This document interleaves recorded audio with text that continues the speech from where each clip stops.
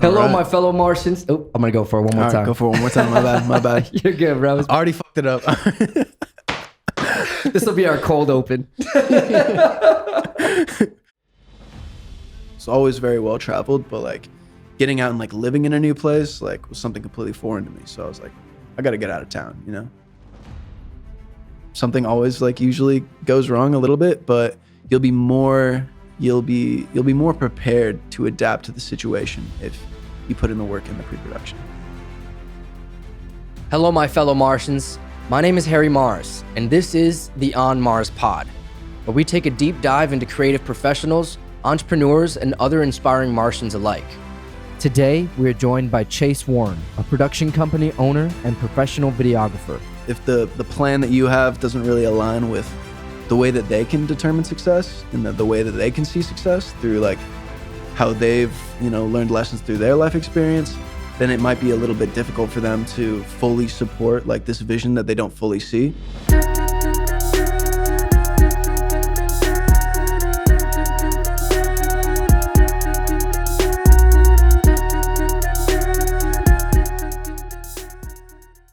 Hello, my fellow Martians. Today on Mars, we are joined by a videography and photography god. So this guy has toured with multiple high-profile musicians, taken photos and videos all over the world. Everybody welcome Chase Warren. Thank you for being here. Hey, thank you for having me, Harry. Of course. Appreciate it, man. Of course. So on Mars, we take a deep dive into creative professionals, entrepreneurs, and other inspiring Martians alike. That's why you are here, man, because you are a very successful videographer and you've done so much, man. But taking it back to, you grew up in Alaska. Yes, sir. So that's pretty wild. That's a beautiful place. There's a lot of landscape. What was your childhood like, and what were your passions in Alaska? What'd you do? Yeah, growing up in Alaska was great. I grew up in a town called Eagle River, Alaska. So it's right outside of Anchorage. Okay. And it's a small town. A lot of nature around, a lot of hills, a lot of mountains, mountainous region of Alaska. And yeah, it was great, man. Always doing adventures and like going and hiking to glaciers and like doing fun stuff with friends and family. It was great. So growing up as a kid, that was your main thing, is just kind of being outside, hanging out and doing stuff like that. Did you have any other like passions growing up? Yeah. I mean, I was always kind of into like the arts sort of thing. Like I've always been a little bit into music, a little bit into film, kind of when I was going through high school, like taking photos for kids in my class for like senior portraits and stuff like that. And yeah, just kind of always been a little bit into that, but I didn't really dive fully into it until I moved to Arizona. So growing up, it was more into like the nature aspect, going on cool adventures and like documenting them. Like I used to do like vlogs. Like I would just vlog myself and my friends on like these adventures to like crazy spots in Alaska. The early days when it was just for the fun of it. Yeah. And it was just doing it for the love of the craft. Yeah, exactly. I saw this thing one time that there's like a trip you can go on where it's like they like take you to like where the bears are, and it's like like seeing bears. It's like a event. Like people go out there to like see bears.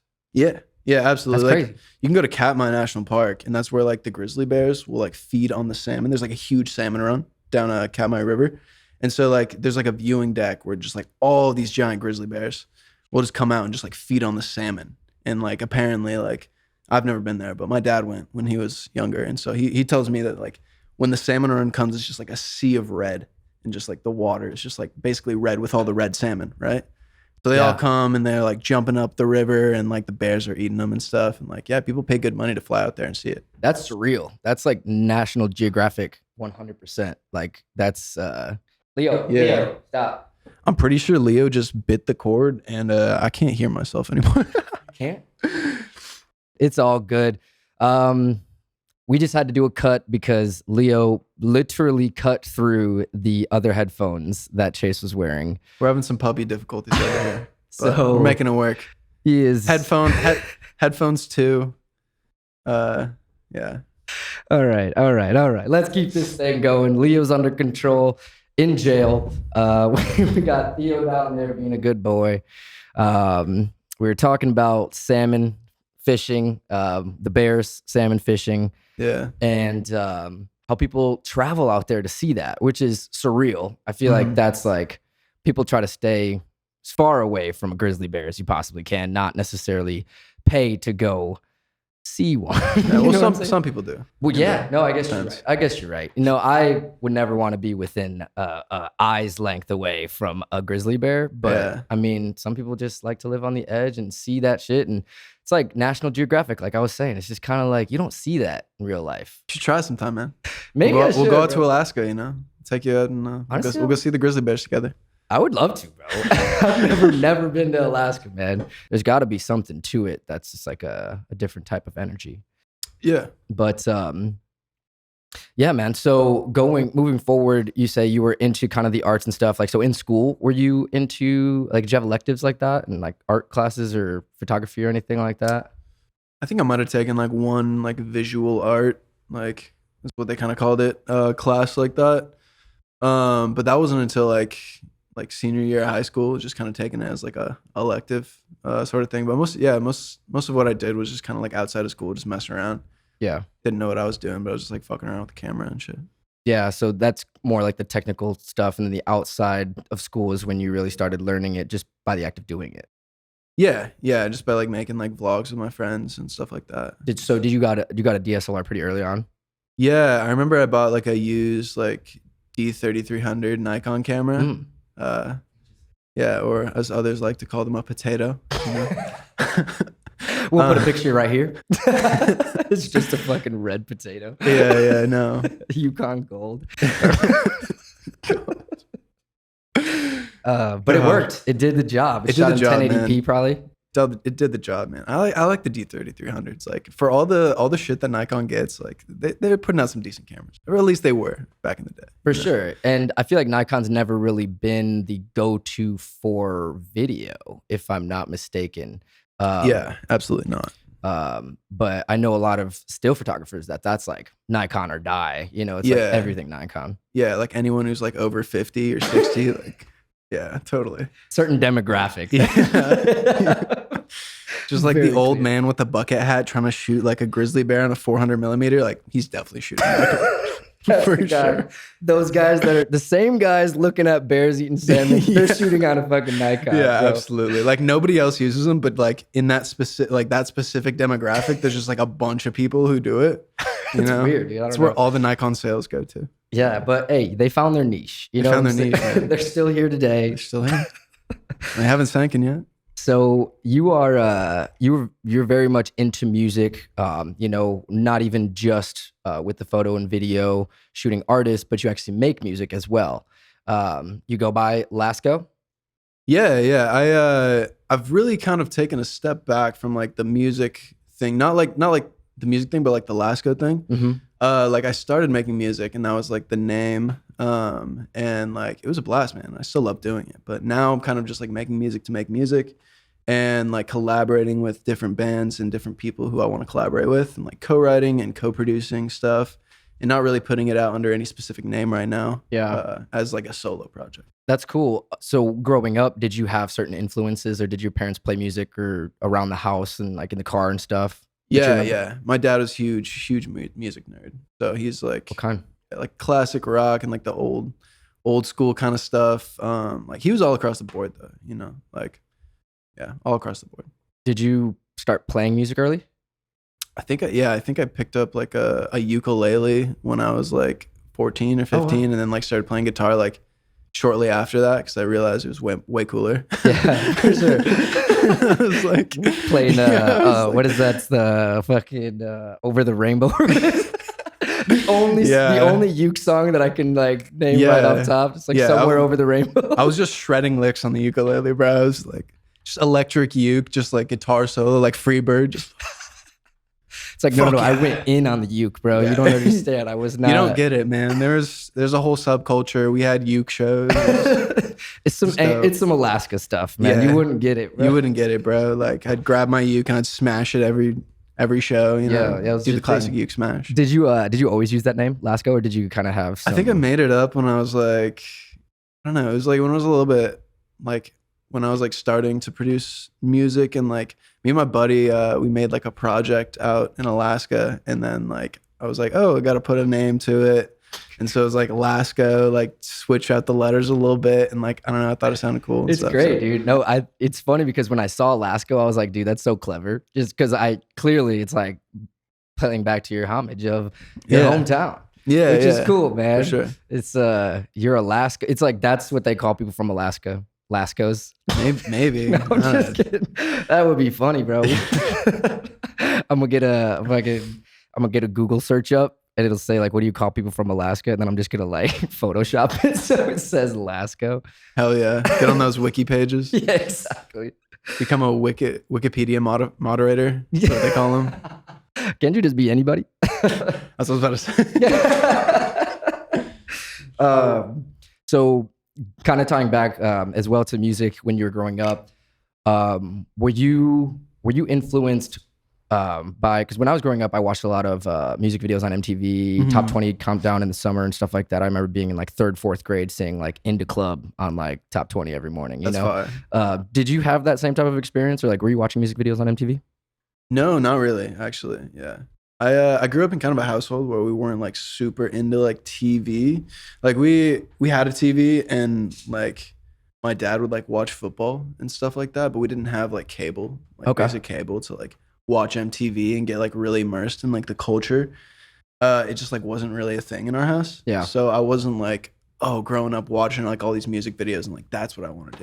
I kind of was just like, I want to work in music and film, and music videos seemed like a good way to like kind of jump into that direction. So you didn't shoot any music videos though until you went to college. You went to NAU. Yeah. In Flag.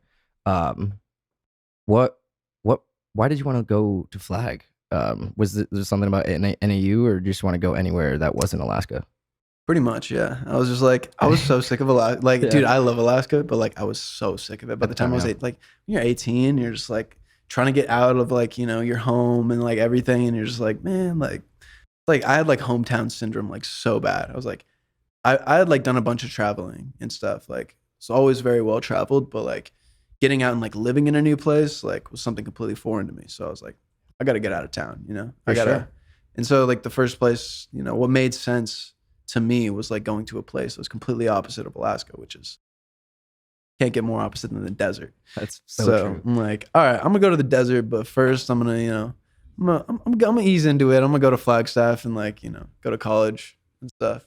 Yeah, if anybody doesn't know about Flagstaff, it's northern Arizona, and it actually snows up there. They have pine trees, snowboarding. It's a different culture up there. If you're from Phoenix, like, you know that it's not the same at all. Like, it's funny how like kind of close it is, but like how like severely different of an environment socially and physically that it is out there. Yeah, I agree with that. Absolutely. It's totally a 180 from Phoenix as far as just like the vibe out there. You know, it's funny though, because it's like Flagstaff is also like a totally different environment socially and physically from Alaska as well. Mm-hmm. Was that kind of a culture shock in any type of way, like going to a place like NAU, which is a pretty big university? You know, did you go to physically, or did you do like online? Yeah, I went there physically. So yeah, I mean, I feel like it was a culture shock in the sense of like an 18-year-old kid like going into college, and like, you know, like trying to like figure that out. But like as far as like the location difference, like I adapted pretty well. It wasn't anything crazy, and I had also like done a bunch of traveling before I moved to Flagstaff, like, so I was pretty well traveled by that point. So then that's when you started getting into music videos and shooting with just people around the area. Nothing like terribly crazy, like big. It was just more so to just try to get your feet wet and start doing it, right? Yeah, pretty much. I was working in a photo studio, like for the school and stuff. Wow. And so I was meeting like different photographers and video people through there, and then just kind of met a little community there and started doing like music videos for a couple of local artists, and started shooting concerts, and just kind of started like doing the intro to like all the stuff that I do now within the music industry. That's cool, man. Like those sparks, those early sparks of like what you ended up becoming in your early days, because you were 18 at that point, right? Yeah. That's awesome, man. No, I feel like you need to have those with people that aren't necessarily like big, because it's almost like when you're just getting started, You don't want someone to feel like, what the heck is this guy doing? You know what I'm saying? Like someone that's done 50 music videos. Like you want local artists that are like willing to experiment and try things out and just like you can throw spaghetti at the wall type deal, you know? Yeah, pretty much that's what it was for like the first year of making music videos, was just like, hey, I have this idea. It's probably gonna suck, but like let's do Try it. it anyways, fuck it, dude. Hey, that's like, But like I thought it was gonna be cool, but like I don't know. It was just like you were able to hone in your process though by doing that, you know, and you're a lot more organized now. And I know you have a very like analytical way of doing things now when it comes to shoots. And I feel like that's a very professional thing that you need to have. Otherwise it's not organized. And, you know, I heard you say in another interview how it's kind of like you start doing it on the fly and it doesn't really turn out as good when you don't go into it with that type of like organization. Yeah, a lot of it kind of comes down to pre-production. Yeah. You know, a lot of if you spend a lot of time on the pre-production, it'll really help the day of the shoot because you'll just be as organized as possible. If you can think about every little thing that could potentially go wrong on the day of the shoot, then you know you'll be covered for something's still gonna go wrong because something always like usually goes wrong a little bit, but you'll be more prepared to adapt to the situation if you put in the work in the pre-production. Absolutely. Would you say that, well, I guess, can you speak on how important it is to be almost like water and be a little bit flexible when it comes to shoot days because things go wrong and not necessarily letting your emotions take hold and, you know, just staying in that mindset of like, we're going to get this done. We're going to figure it out and just keep moving forward. Yeah. I mean, beautifully said. I mean, that about wraps it up. Couldn't say All it right, any better myself. Let's wrap this up. Go home. No. Like, Yeah, no, for sure. you know, Yeah, like, that was great. I agree with that. Absolutely. for sure, man. And I feel like that's just in anything with business and in life in general.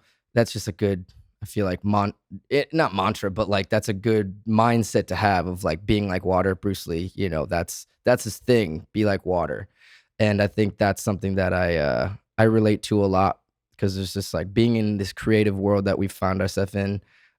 There's just a lot of things that go wrong and things that you don't plan for and things that like aren't what you expect them to be, and being able to move past those things and not just getting discouraged because that's the type of stuff that at the beginning could really turn you off, you know, like Yeah. speaking to anyone that is an aspiring cinematographer, videographer, photographer, musician, anybody that's a creative, you're not necessarily going to have it all figured out at the beginning, you know, and that's something that you're going to learn so much that you're going to be able to dial things in. You're going to see things so that when other things come up, you'll be able to like pull that knowledge you had from something else happening.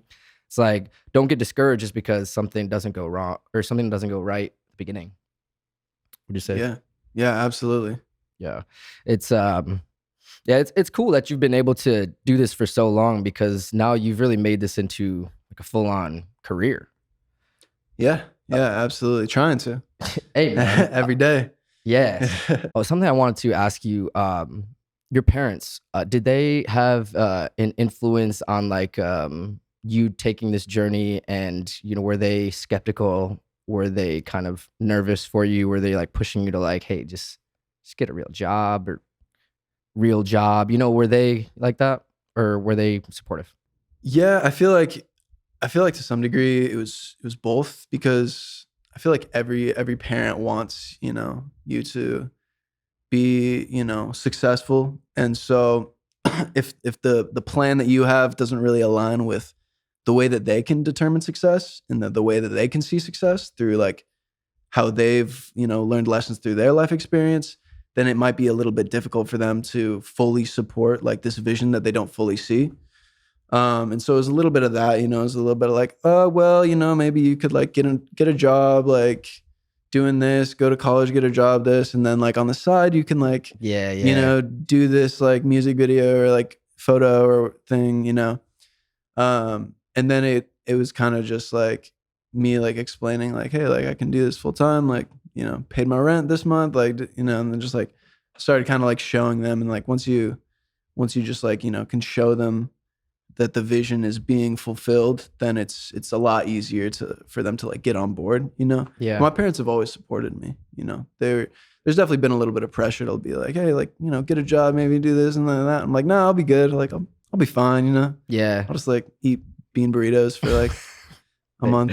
Yeah, dude, live that grind. Yeah. And that's a good way to put it, where it's like when you start showing them that like, hey, I know it might sound crazy, but like I just got like paid. I paid my rent, you know, and I'm actually doing it out here. And like that's probably feels really good for them to be like, dang, like in the back of their heads, they're like, I kind of didn't see this working out. And then they see that and they probably like support you a lot more now, seeing as much as you've done.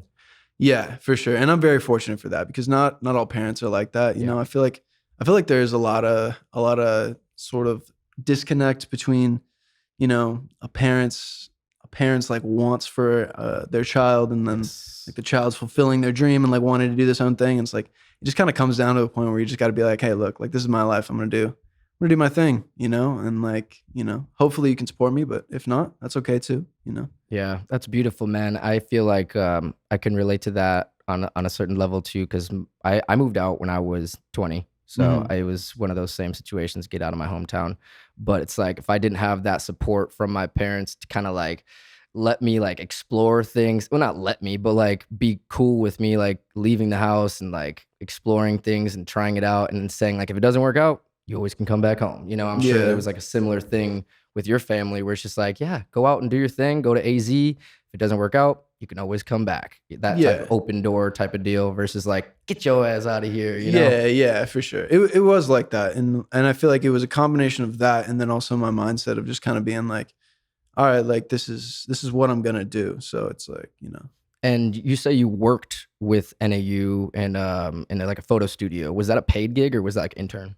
It was like a combination. Like they gave me a check every semester, but it wasn't like an actual job, you know, like the check, like part of the check went to tuition.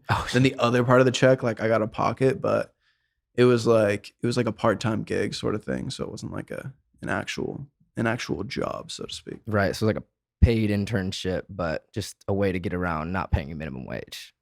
Pretty much. Yeah. Just get these kids, dog. Yeah, for real, bro. Fucking yeah. Oh, got beef with the colleges, dog. they pulled the funny one on like all of us, just the entire nation. They're just like, yeah, student loans. Yeah, get you. God, dude. 18-year-old kids, snatch them up, dude. Seriously, dog. It's like $100,000 later. Like, hey, you can't actually get rid of this with bankruptcy. You know, this is gonna follow you till you die. Yeah. And you're like, what? I was 17 when you told me that I was gonna go to college and get a job, and it sounded all so sweet. Yeah, man. And just to kind of real quick kind of touch on the parents thing again, I think sometimes parents have a tendency to live vicariously through their kids. Mm-hmm. So it's almost like things that they didn't get to experience, they push to get their kids to experience. And I think that's something when it comes to money. I grew up middle class, nothing too crazy, you know what I'm saying? But my parents were the classic like 9-to-5 workers. So it's just like my dad, for me, he was just like, I just want you to make more money than me. Like you should be a lawyer, you should be a doctor, you should be, you know, high paying like college jobs. It was like music and the creative stuff was not even, that's not even an option, you know? Yeah, for sure. And that's why I feel like that's where the mindset comes in, where it's like, you know, your parents can support you. And I feel like there's always going to be a certain level of like a father, like wanting their son to be like them, like, you know, like it's just like some sort of like innate like fatherness. Yeah. And it's like, at the end of the day, like you just got to kind of just be like, yeah, that's not for me. You know, like this is what I'm doing. This is my vision. This is my life, you know? Yeah. I think that's very profound. It's a very profound like perspective, because you need that to be able to break out of your shell in a way. You need to have passions. You need to have drives and desires to do something and be a better version of yourself, whatever that looks like for you, and be 100% about it, you know, because I know too many people that think they know what they want to do, but then they're like seeking validation from others to like, that's what I want to do, right? You know, like, you know, where it's just like, if you have to ask that question, like, it's not what you want to do. Find something else. Yeah. Uh, Yeah, I agree with that. so For it's sure. it's like being able to have that perspective, and then also have the backing of your parents to be like, almost see it as like a proud moment, because I'm sure that even though they might feel scared, and I speak on like with my parents too, where it's like they're proud to see their son going out there and doing the damn thing. It's just like trying things and putting himself out there, and I'm sure that that's kind of like a something you can relate to as well. Yeah. Yeah, for sure. Do they still live in Alaska? No, they actually moved to Colorado. Oh, So Colorado. yeah. We're at Denver, Colorado Springs, Fort Collins. Fort Yeah. Collins. We played a show there one time Oh yeah. when I was in fucking this modern. Oh yeah. Teammate Marcus. I think they were telling me about that. Yeah. Yeah, It's a cool town, man. I FOCO, like it. baby. Yeah, it's a vibe. Do you go to Fort Collins pretty often? No, not super often. Every now and then, like for Christmas, I'll go back. I'm actually going up there pretty soon because we're doing a festival. Festival I'm shooting up there is going to be in Denver, Okay. and so yeah, my family's going to come up for it and like hang out and stuff. So it's gonna be dope. And then gonna go hang out and edit the video up at my parents' house in Fort Collins. So That's sweet, it's gonna be man. a vibe. Is that a 3-day festival?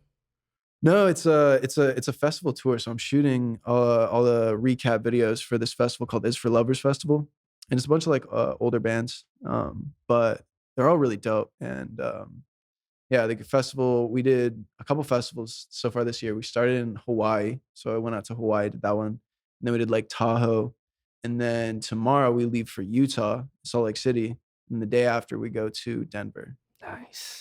So yeah, I'm stoked. Dude, that'll be fun, man. I feel like you're so used to it though. It's just like, well, just another gig. It's just like, but it's always fun, I'm sure. It's like Yeah. you're doing what you love, so you're never really working. Yeah, for sure. Well, it's a lot of work too. Well, So like the yeah. work is less, it's less grueling because it's like, oh, this is like for, my passion and stuff That's that I it. really care about. And also like all the work is like building up my resume to like get future gigs and, do cooler stuff. So Yeah. it's much uh much easier to like do a bunch of hard work when you're doing it for yourself versus doing a bunch of hard work for like a 9 to 5 where you're not really getting anything out of it except for money. Yeah. And I think that's it. It's like if you love what you do and you're passionate about what you do every day, when you come into work, you're excited with like going into those types of jobs. Mhm. You like never work a day in your life, even though you're putting time in and you're grinding and you're making things happen. It's like it doesn't feel like work. And I think that's the biggest thing, where if you are working a mundane 9 to 5 job, it's like all you do is just look at the clock and just like, when is my shift over? Like you're living in the future, which like causes a lot of anxiety sometimes. Yeah. I think so. And I think it's not that it never feels like work because there's some times where even as an entrepreneur, especially, it's gonna feel like work. Yeah. It's really hard work to be an entrepreneur and to work for yourself. And so it's not that it doesn't feel like work, but it's just like it's more rewarding because when Yeah. it feels like work, you're working for yourself. And so you're reaping the benefits directly Yeah. and exponentially, from all of your hard work. Yeah. Versus giving that time and that hard work and energy into someone that doesn't really give a fuck about you. Exactly. Yeah. And it's like, that's a sad reality about 9 to 5 stuff. It's just like it's like sometimes it's just revolving doors. As soon as you leave, they're just going to replace you, So Yeah. it's like, if you leave, no one can replace you, So it's like, if you're a solo entrepreneur, if you're starting your own companies, I think that's something where it feels like a lot of pressure sometimes, but it's almost a gift and a curse, where it's just like, it's on me. So it's like scary, but it's on me. So that's awesome. It's like anything I do directly benefits the company, which is you. Yeah. And you started a company early, like 17, right? Like shooting photography and stuff like professionally. I mean, Yeah, I didn't like start a company when I was 17, but I was always kind of well versed in the entrepreneurial spirit. Yeah. I feel like I was like when I was 17 or 16, really I started like charging my classmates to do like senior photos. And so like that was like my main source of income for about a year. mm, And then every time when I would go back to Alaska, like I would, have just like a bunch of bookings from like my work that I've done there previously. And so I was able to support myself by the time I was, 16, 17. And then when I got to college, like I didn't have all my clientele that was in Alaska. So it took me some time to like rebuild back up and, I had to get like normal jobs. And so I worked like as a barista for a while when I moved to Nashville, and like worked a normal job for like a couple months, and then, worked a bunch of different just like odd jobs, just trying to figure it out before I could like really take the jump to go full time into freelance. Yeah, I think it's a really, really beautiful thing that you started so early, because having that early entrepreneurial mindset just transfers into when you actually started doing this thing for real, for real. And I want to get into you moving out to Phoenix, and how that transition happened, and why that transition happened. Yeah, for sure. Well, before I moved to Phoenix, I was coming down to Phoenix quite a bit because I met a good buddy of mine, Rio Wiley. Okay. He's a great dude. I don't know. Do you know Rio? I've met him on a couple occasions, just Okay. in it's the same parties. Nice, nice. You should have him on the pod sometime. He's a great dude. But yeah, he's I was basically like, I was just waking up, just trying to figure out ways to get new clients in Flagstaff, and it wasn't really working in Flagstaff. So I would just wake up every morning and just like DM 10 people, 10 different artists a day. I just like look up literally like the hashtag, like on Instagram, like hashtag like Phoenix artist or something, like That's something the way to do it. basic like that, Yeah. And like I found Rio on this hashtag. And like I checked him out and I was like, oh, this dude's like dope. Like he makes cool music. Like I wanna work with this guy. And so I pitched him the idea of like doing a photo shoot and a music video, and he like immediately hit me back, and we hopped on a call, and just like from there we were like, okay, yeah, like let's do it. So he came up to Flagstaff and he spent the night at my crib, and like we hung out, we made music that night, and like all day we like shot this impromptu music video called Friends for like one of his songs. And yeah, it was super dope. It was like such a fun time. And from there, he just like kept inviting me down to Phoenix. Like, hey, like there's other people I got to show you. Like Yeah. other people need video work. Like coming with me to Phoenix. Like let me show you like all the Phoenix music scene. Like Yeah. And so that's how I met this Modern, and that's how I met like different artists here in the scene. So yeah, that's the basic gist of it. And like from there, I was coming down every weekend to book Wow. like music videos. So I would during the weeks I would like hitting up artists on my phone, just like, hey, like let's do the music video, let's do a music video. And then I'd have like a couple video shoots booked for the weekend, and then I'd travel down on the weekend and then just kind of like do all the shoots, and like I'd stay at Rio's house, or like I'd sleep in my car, or like whatever, Mm-hmm. and then I'd like do all these shoots, and then I'd go back and I'd edit them during the week, and then I'd book more gigs, and then I'd come back on the weekend. And I did that for like a year, basically. Dude. Yo, that's a great flow. And I feel like that's a way to almost live in two places at once, in a way where it's like you're active in the Phoenix scene, but you don't have to be here full time to be able to make it happen.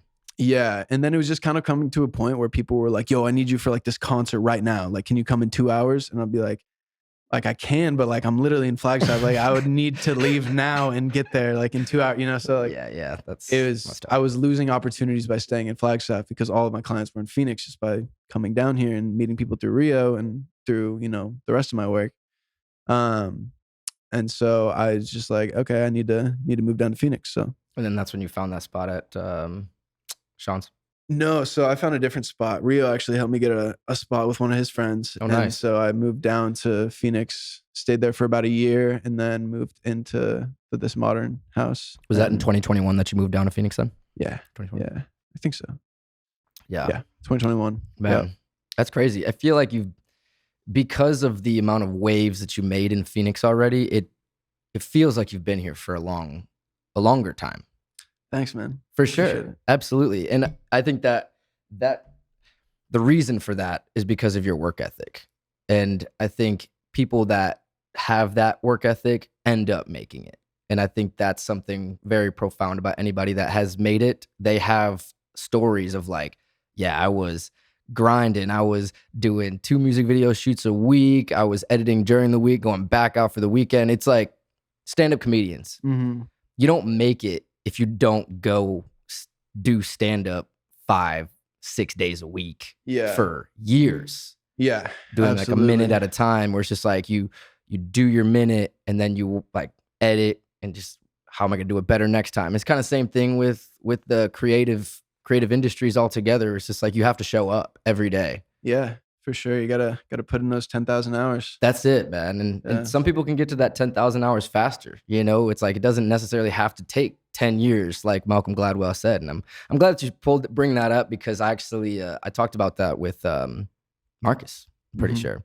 I think. Yeah. Maybe he's been putting his 10,000. He's well past his 10,000 hours. That man is for sure. I mean, it's a workhorse. Yeah, it's funny. When you were telling me the story about Rio, it was like you were basically telling the story about how I met Marcus. Yeah. It's like I met him through Twitter by searching artists that go to ASU. Yeah. Nice. And he just happened to fit the bill. And I didn't hit anybody else up, though. I just kind of was just like, I'm just going to try this guy. I looked at so many other artists, but it's just like, couldn't find anyone that was good. Yeah. Fair enough. Yeah, it's just like at the time. You got to weed through a lot of bullshit for sure. Yeah. But I saw even the stuff he was doing, and he was all self-produced at the time, and he didn't have, Sean, and he didn't have anybody but himself. And that was something that I felt was really cool, because I could relate to that at the time, where it's just like, was Rio kind of that same type of deal where like he was doing everything by himself, or did he have producers and stuff? No, still to this day, Rio's like a Russ. Like he'll like record, mix, master, produce, sing, everything himself. I think now he like goes out to LA and like tracks vocals in his studio. But other than that, like he mixes and masters it. Does he produce everything as well? He produces that. Yeah, he's a really good producer. Dope, man. He's a really dope producer. Yeah. Well, we'll have to contact Rio and see if he wants to come on Mars. Yeah. I think he'd like it on Mars. This is your official invitation, Rio Wiley. By the way, I like the record stuff. Thank you, man. You got some bangers here. I tried to pick records that mean something to me. So every single one of these records have a special place in my heart. A few of them are sealed. And then that one's signed. Do you listen to The Neighborhood? Oh, dude, I love that album. Dude, so good. It's amazing. So good. It's like it's almost like a compilation, that specific record, because it's like a compilation of previous releases that were EPs. Yeah. So really, yeah. Huh. So such a unique sound too. That was like when they were going in like the kind of like hip hoppy direction. They exactly. Did so much like unique things with production and stuff. Absolutely. That because like I love like their like earlier stuff too. Like it's all great. Like I love like the indie stuff, but like that album it's like so unique. There's like nothing really like it, I feel like. Absolutely. And like that album down there, that's I Love You. I believe that's that's where Sweater Weather's on, that one. Yeah. So it's like that era of music versus like that one. And there's one record that I don't have up here that now that I'm talking about The Neighborhood, that this is my favorite, is Wiped Out. Yeah. By far. Yeah. Like so I can listen to that from track 2 on, because track 1 is Moment of Silence. It's literally 30 seconds of silence. They called it Moment of Silence. I always thought about like, why did you do that? Like they're an interesting band, man. Yeah, for sure. I really fuck with them though, man. Yeah, they recently had to part ways with Brandon. Really? Yeah, the drummer, because of the same way how a lot of these guys go out. Allegations. Oof. So they kicked him out of the band. Yeah, but it was like allegations that were like very true. So it was just like, and the reason why they kicked him out is because Brandon actually came out and like apologized publicly. And then The Neighborhood's just like, I'm sure it was like management plus all the guys were like, dude, what the? Come on. That sucks, man. Yeah, and then their manager's like, yeah. So that was I didn't hear about that. That's crazy. Yeah, it was probably like 2 years ago now. So they I don't even know if they make music like that. Like Jesse's doing his own thing now.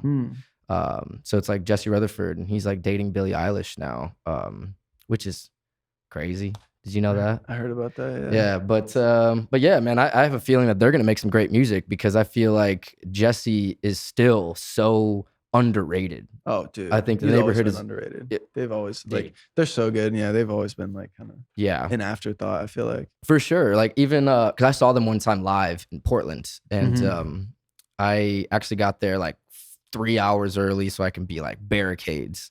So I was like 1 row back at the barricades. So to be able to see them live, that's when you really see like these are true musicians. Like Zach Abels. That dude is shredder, bro. Like, and it's so crazy because he just like makes it look so easy, and it's just like flawless, like clean, and he plays on that like Jaguar, that Fender Jaguar, I believe is what it is. Okay. Has that like funky kind of look to it. Dude, I love all that like old school shit. Yeah, dude. Oh, that's sick. I love it too, man. So when you were producing, were you more like hip hop stuff, or like what were you producing? Like what was your production style like? Yeah, I like hip hop kind of stuff, hip hop elements, you know, like I really like tasteful trap drums and like samples and stuff like that. But I'm also like really big into rock, been getting really big into rock. So the Okay, last song that came out I made with my buddy Thaddeus, and it was like a emo like rock song with like some trap drums for the verses and stuff. that's on streamers, yeah. Yeah. Yeah, Yeah, that's yeah. because you just recently released that, Yeah, relatively recently. And like then a few months ago. yeah. And then I did a little bit of like trap drums on one of the This Modern songs. Hey, shout out Recently. Thaddeus from This Modern, and Yeah. shout out This Modern. I'll put their handles right here. Shout out Thaddeus, shout out This Modern, shout out Rio Wiley. Yeah, all of Again. them. No, as we talk about them, their little their handles are gonna come up right here.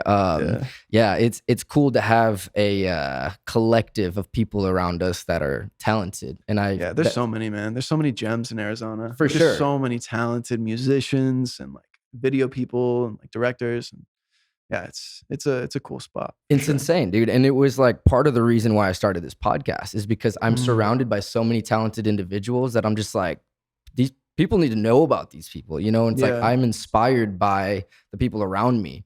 So I can only imagine that like when people hear your stories, they're gonna be inspired too. It's like, because I feel like the people that are going to be watching my stuff are going to be people that are aspiring creatives and entrepreneurs, and you know, people that just love to hear those types of stories for inspiration. Because Yeah. I've had some of my friends that don't really even make music that have hit me up from just this first episode, and they've said like, you know, this is so inspired. Like this inspired me to go like do something. You know, like Yeah. you know what I'm saying? That's such a cool thing, man, to be around this type of energy, like people like yourself that inspire me to do better myself. And it's just like, it's contagious. You know what I mean? Yeah. Hell yeah, man. I feel the same way, bro. You know, I feel like that's why it's important to have the conversation, you know, keep those ideas going and, you know, keep learning from each other. Cause that's the way that a scene rises and grows together, you know? Yeah. It's the support of the community, Yeah. and it's like the local community in a way. And I feel like I was in the band for a pretty good amount of time where I can get like a pulse on how the industry was out here. Mm-hmm. And from the beginning, when we were doing like teammate Marcus stuff, I always felt like there was a stigma for local Phoenix rap that was just like bad. For sure. Like you're just not good.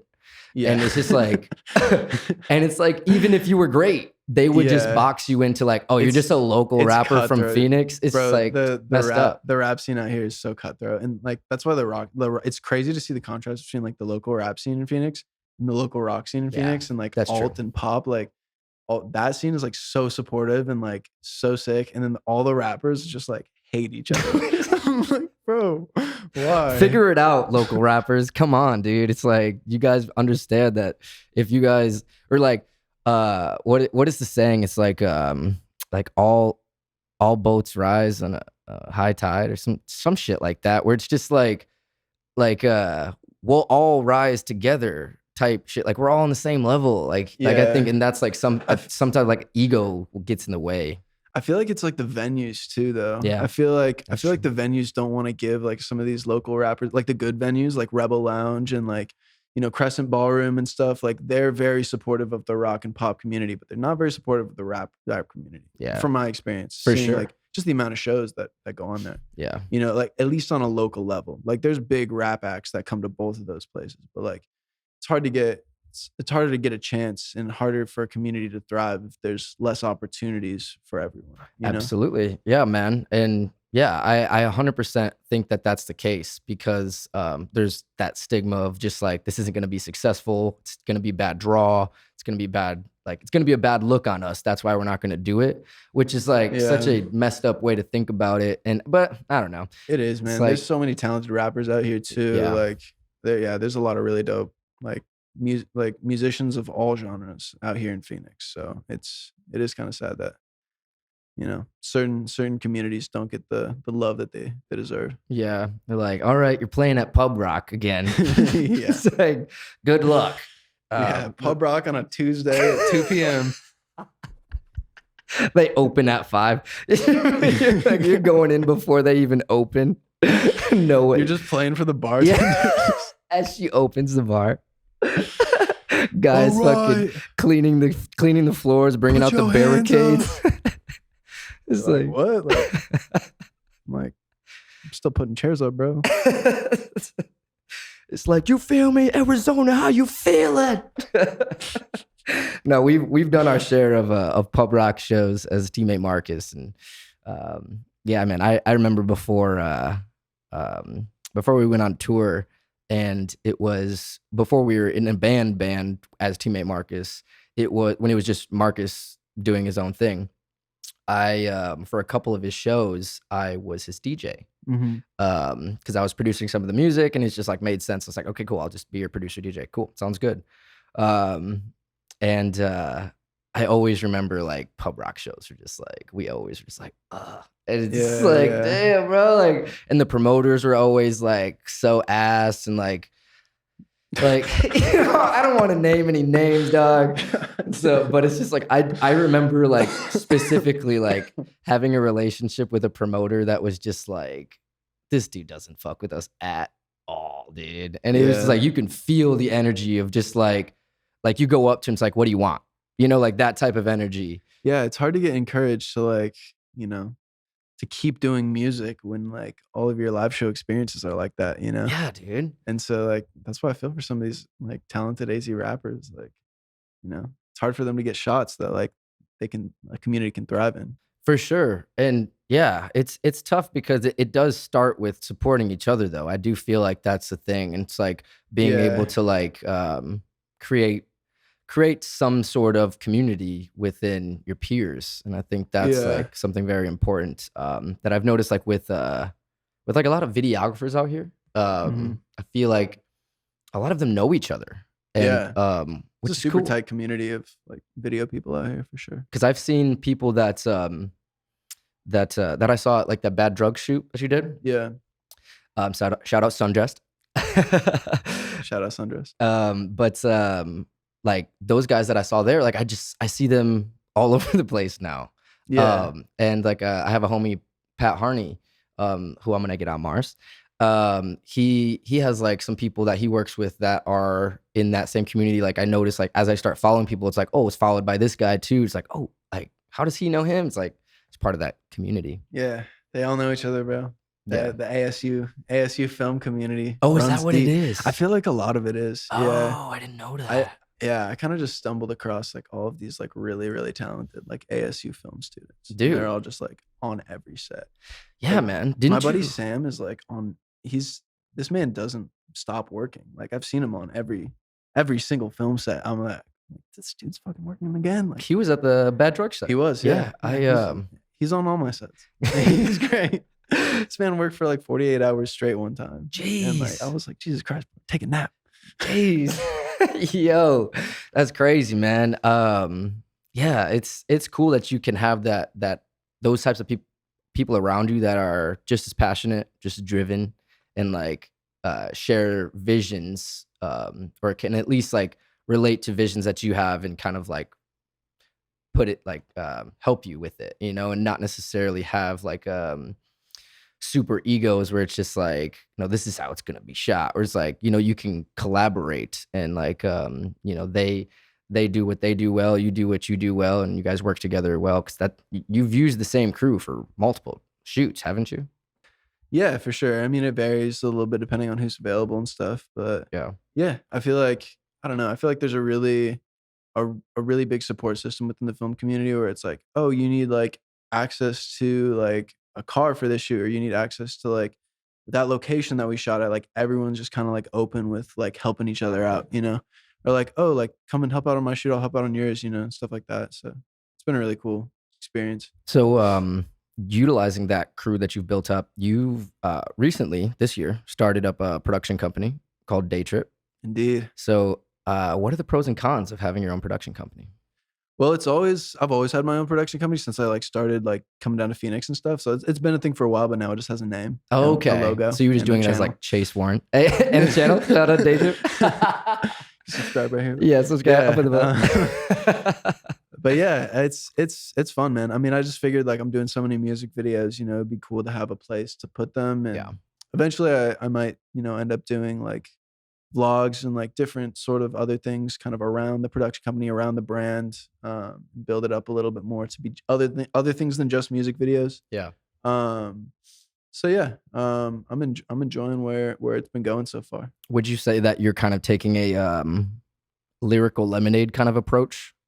Yeah, for sure. I mean, like they're huge inspirations for sure. Like Yeah. the stuff that they're doing is amazing. And like yeah, the content that they're creating and is so great. But yeah, it's like that. And then I also really want to like put like some more documentary style like pieces of content up there too. So like Yeah. instead of just music videos for the channel, like Yeah. like behind the scenes like vlogs of like the festival stuff we're doing, behind the scenes vlogs of like the tour stuff that we're doing, and just kind of document the lives of like everyone who I work with uh through the shared, common denominator of music, like around the music industry, Absolutely. and like the different personalities that can kind of take on, and yeah, just be able to make it a place where communities can grow.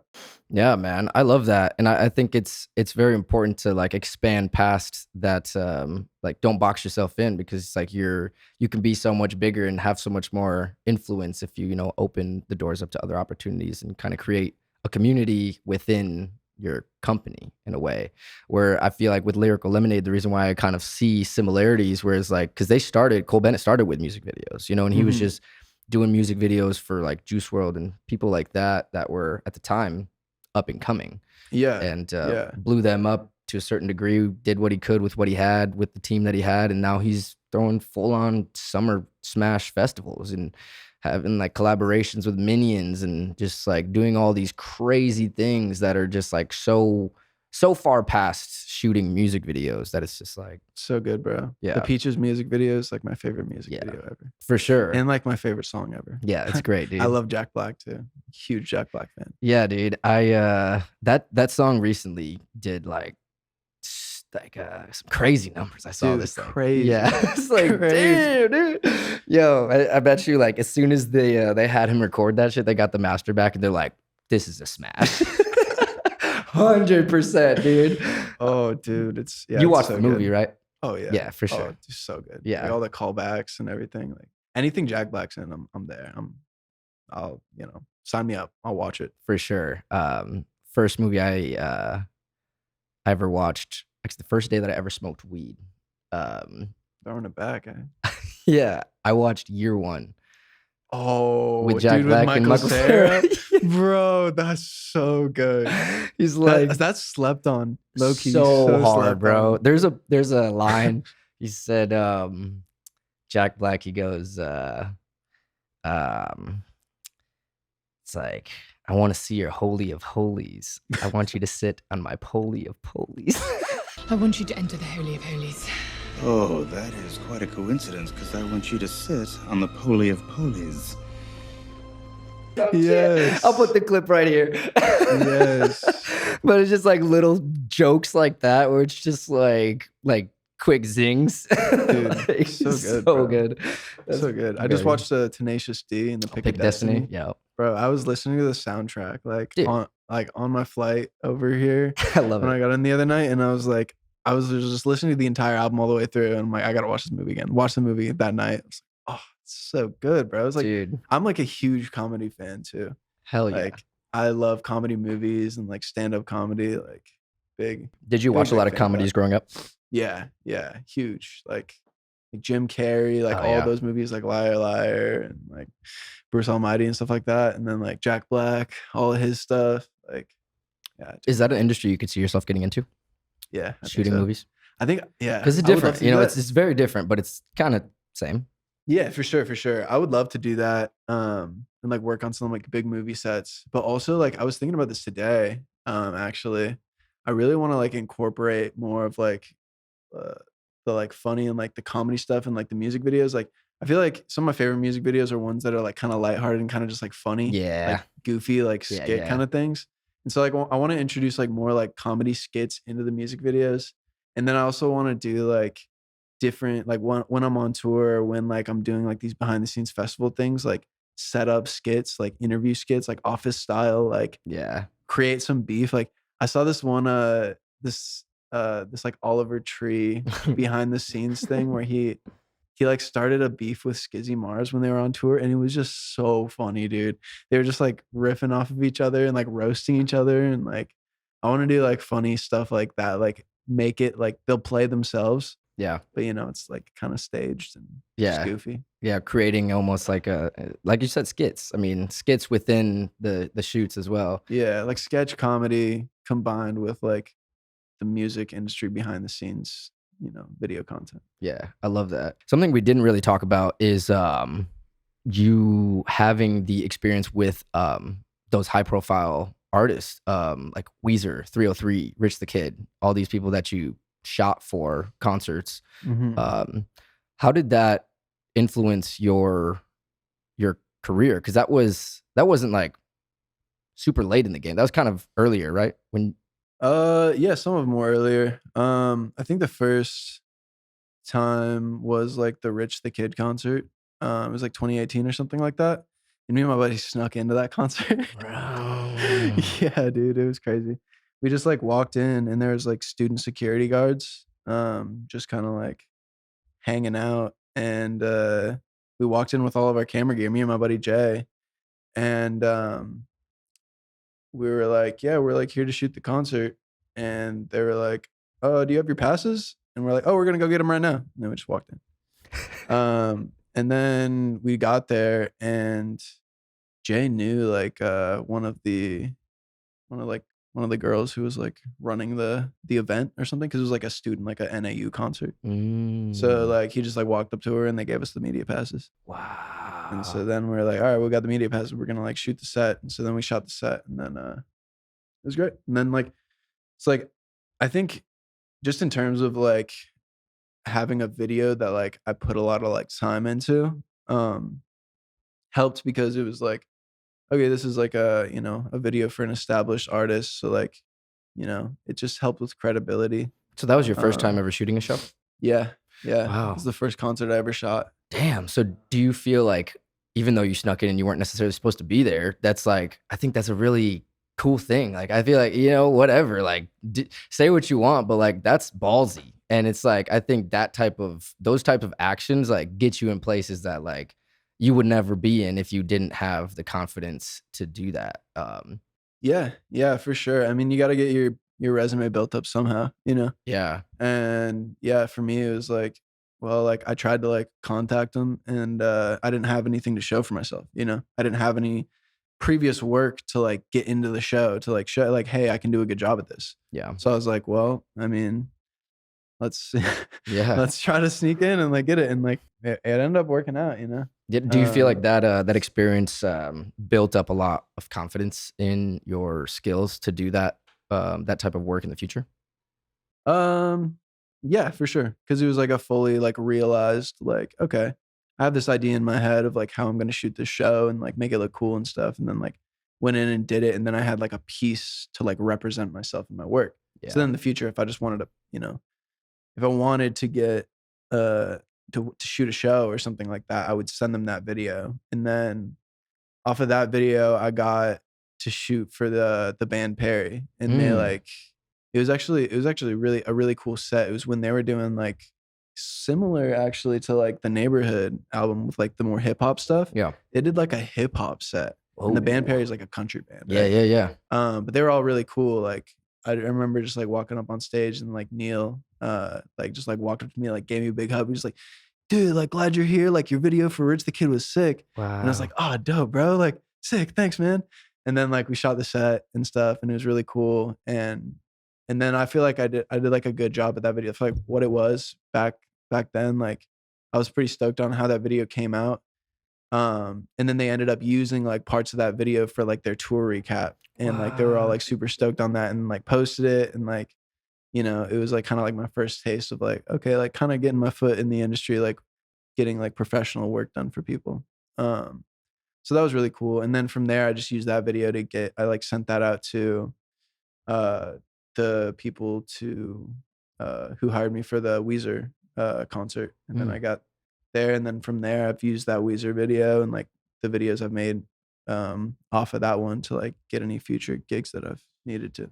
Yo, it's crazy that all it takes is like one or two to just like prove your worthiness, I guess. Yeah, for sure. Just like if you just like all it takes is one, really. Yeah. Because like when you're like wanting to get a gig to like if you want to shoot concerts, for example, like you just got to make one really good video. So like just shoot a concert for free, sneak in if you need to, or like don't sneak in. I don't know, like whatever you do, but like go hit up the opener and like they can get you tickets. Because it's like it's pretty easy to just be like, hey, like I'll shoot for free. Guest list. Yeah, get on the guest list and then shoot the headliner. You know, first 3 songs, whatever. Get what you need to get.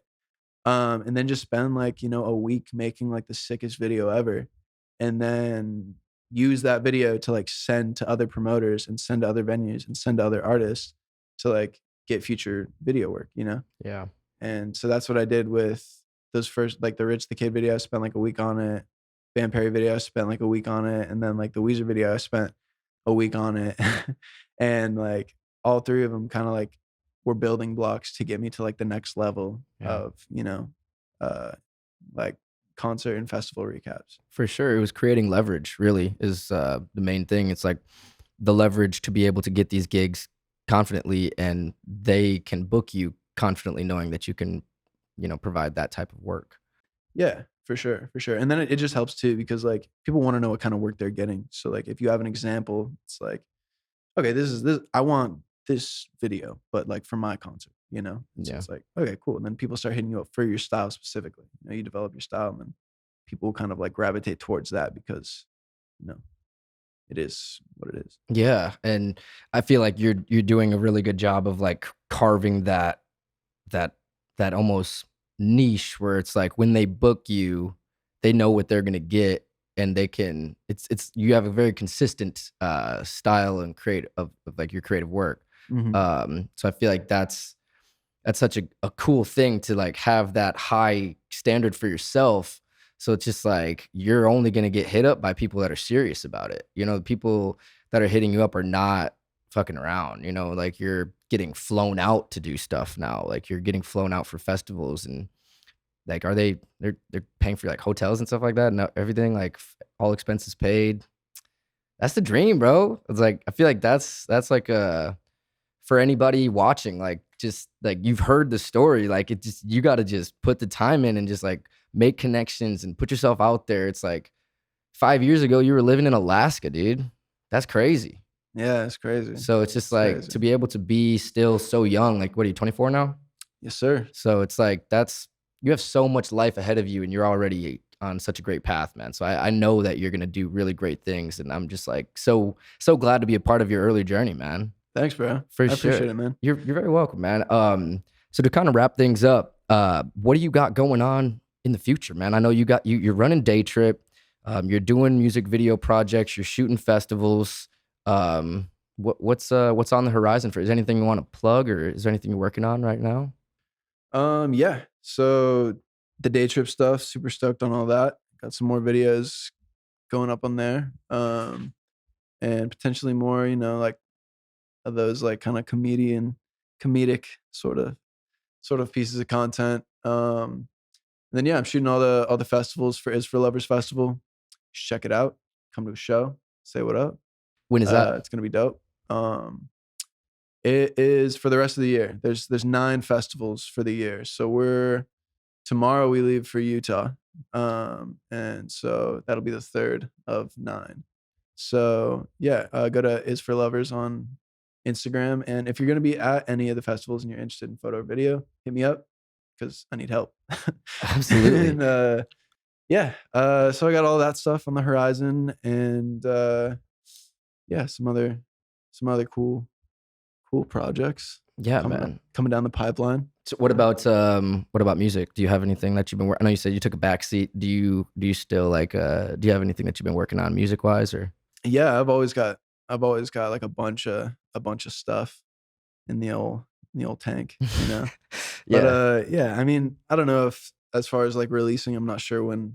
There's not like hard plans for anything to like come out Mm. at any point. Yeah. Soon, so Just having yeah. fun with it right now, man. Focusing on keeping the main thing. The main thing is how one of my homies put it. Yeah, and just trying to like write, and like what I get out of music is like, you know, like the creative aspect of it. So like write as much as possible, and you know, have fun and collaborate with the people that I'm working with. And that's what I'm getting out of it right now. So I'm happy. You know? Good, man. No, we got to still write some music Dude, together. I know. I was about to say we should after the podcast. I'm cook down. up a little bit or something. I'm down, bro. Hell yeah. Yeah. No, this has been amazing. Everybody go follow Chase at Chase A Warren on Instagram.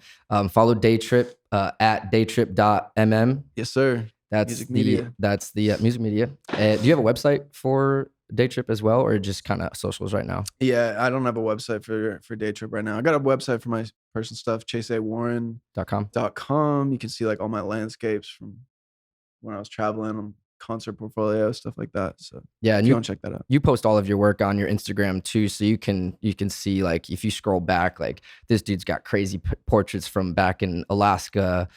So many great like actual portraits on your side page where it's like what is it, Chase Ports or something like that? Yeah, it's like Chase Warren Ports. I don't even know, dude. Something like that. There's like he has a whole different Instagram where it's just portrait photography that's just like stunning. Yeah, and it Thanks, looks, bro. of course, man. It's like, do you remember those People of New York? Do you remember that? No. So there's a series, it's called People of New York, where there was a photographer. He would just like randomly go and take really high quality photos of just random New Yorkers, and a lot of them were just like, you know, like just the not, I guess, what's the best way to put this? Someone that you wouldn't see on camera. Yeah. You know what I'm saying? Yeah. Where it's just like a regular person, but everyone has a story. So it was just like a photo of this random person, but then like the caption was just like in depth of like a Yeah. story of their story. That's sick. I like that. And I feel like those portraits remind me, some of them remind me of just like all of them have a story. You know what I'm saying? Just something about just the way that that you captured them. But Thanks, dog. of course, man. But Appreciate it. Of course. No, thank you so much for doing this, man. Fellow Martians, go like, subscribe, check him out. Check me out at Harry Mars _ on Instagram. Follow On Mars Pod, onmarspod.com/subscribe. Hit that bell for notifications, all that extra shit. See you guys next time. I'm Mars. Love you. Peace.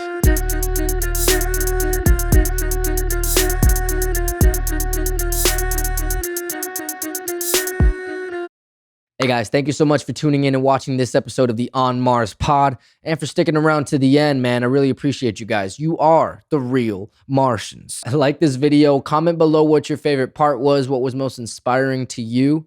Subscribe to the channel, hit that bell for notifications here on future interviews coming out soon, and also follow us on Instagram at On Mars Pod. Love you guys so much. We will see you next time on Mars.